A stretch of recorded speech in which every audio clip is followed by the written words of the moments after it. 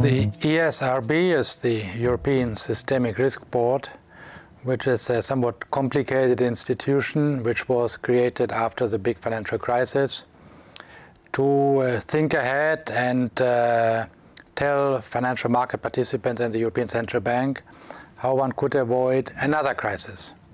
So the task is not so much to deal with the present one, but really to scan the horizon and look for dangers.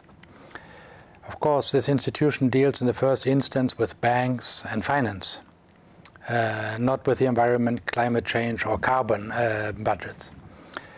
And in that sense, it was really a novelty for us to deal with this issue. But we have found that actually there might be reasons to think about the link between carbon and finance. And the study itself was quite well received. There are certainly no big crash on the horizon that one could not prevent. But we think that one should be careful. One should think how one could act to prevent a scenario under which financial markets for a long time do not think about carbon problems and then suddenly wake up and say, oh God, now we have to do many changes. And that's why we think not immediately about a big crash, but about the danger of some crash happening in the future and, of course, how to prevent it. For the time being, we are still at the beginning of our analysis and research, but one definite recommendation is that we should look closer at the problem. We should collect more information on financial markets and on carbon prices and how the two interact.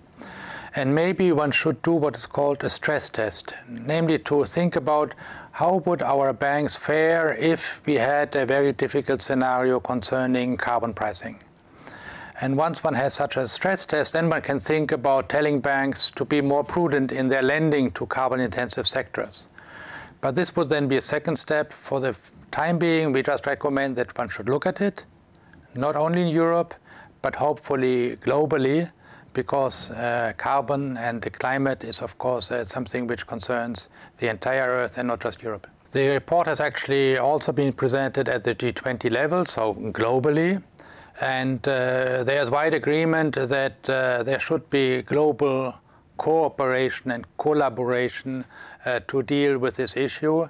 So for the time being, there will not be a lot of concrete actions taken in the financial field, but more the purpose is now to reach a political agreement that this is something that needs to be addressed and that the finance ministries, the central banks worldwide in the G20 should look at the problem and think about how to prevent another financial crisis based on a carbon repricing.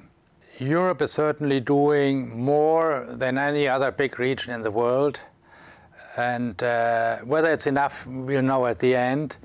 But I think to the extent possible in Europe, a lot is being done. And especially now with our study, we'll have launched an effort to get also global cooperation. And I think we all know that that is the key missing piece of the puzzle, because Europe is not only a small part of the global problem. And if we can get the other actors to join, I think we can make a meaningful contribution.